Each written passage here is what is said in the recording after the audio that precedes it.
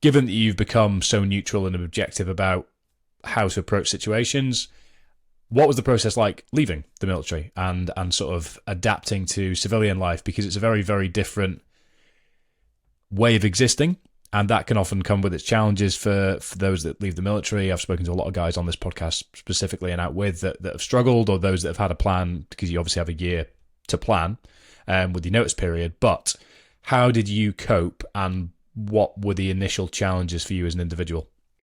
So for me, once I put my notice in to leave, I was I had 2 years, and in that 2 years, I just networked. Absolutely, that's all I did. Built up my LinkedIn profile, and just kept on going to places and meeting people, which led to me getting a job as a project manager before I actually left. So I was leaving in the April of 2019, and I joined project manager job in January. So for me, the transit, I didn't want a space. So I wanted to get straight in there and get on with it. And people say, have 6 months off, and I'm like, I can't. Firstly, I'm the only I'm the provider in my family, so I need to be out and providing. So I went straight into a job. I think I wanted to be a civvy. That's what I thought I wanted to be. Hindsight, I did that for a couple of years. The hardest thing for me was working in an office with people and learning how to speak to people, which that's massive. People don't realize how hard that is. Coming from a vast 27 years in the military, then coming to sit and actually try and talk to people without upsetting anybody and getting in trouble, and working with females, which it sounds easy, but it's really hard. You've just got to.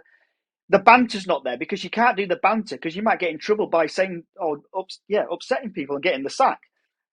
You've been so used to doing things one way for so long, and actually at key pivotal moments in the development of a human being's life. So going into what might seem quite a mundane, contrasted existence, I can imagine was really tough. And you're right, in many ways, you'll just be hardwired to say certain things or communicate in certain ways that will not translate well to an environment that has an HR department. Because Yeah, yeah, HR departments probably wouldn't like a lot of what the chat is in the military. And whilst none of it's intentionally offensive, it's just brash, isn't it? There's a lot. It's very yeah. matter of fact. It's very reactive, and that is actually all there to support one another Mm. and actually fit with the narrative. But yeah, I can imagine that was a challenge. So, how did you take action to sort of get more from yourself, because you felt like it wasn't for you? You're struggling in that environment, and now you spend your time doing things differently, don't you? Yeah. So I left that environment, and then I went into security. I thought, right, I'm going to go back to something I actually know and I'm comfortable with. Not comfortable, but something I'm good at. So I went into security, and for the next couple of years, I was with a family, a royal family, and I enjoyed it because I was back with the guys who I served with as well, which was very comforting. I didn't realize I'd missed them, and I had, because when I left, I didn't mean to, but I cut it off quite a lot, and I didn't go to meet people because North Lincolnshire's out the way. There's nobody near me who are former kind of XSF people anyway, so I'm on my own. So I never. It's my fault as well. I never went out of my way to go and meet my old mates. I did keep in touch, but I never went out of my way. But so meeting them again and working back in that environment, back at a top level again, because there's a real threat here, because the people were looking after there is a big threat, which was and that was really exciting. I'd been at the top of it. I went straight to the top of the ladder again, being at the level, and that Where you felt amazing where again. you felt you belonged in many ways, Yeah, isn't it? yeah, Yeah. yeah, absolutely. So I was back in it, and I totally enjoyed that. I did that for 2 years pretty much, and then I left that to go and pursue stuff for myself, because I was thinking I can actually do this myself now as well. I have my own company, get people to do it for me, and pick and choose who I want to be with.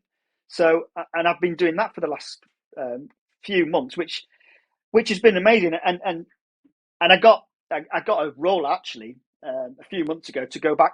Oh, not to go back to, but to go to Ukraine for 3 weeks, looking after some media reporters. And the buzz, and the excitement going back out into a theatre potential. Well, yeah, into a theatre was very rewarding, and it's something I'm glad I did. I'm not saying I go out there all the time, but I'm glad I did it, because how going through the steps of, of where I am. I'm 50 years old now, and I was pretty much jumping around Ukraine, looking after people and protecting people. And they give me a massive buzz, and people are still calling me and asking me to do them kind of stuff as well. I'm like, I left the military because I had too many lives, so I'm not going to potentially put myself in that situation anymore. But I can now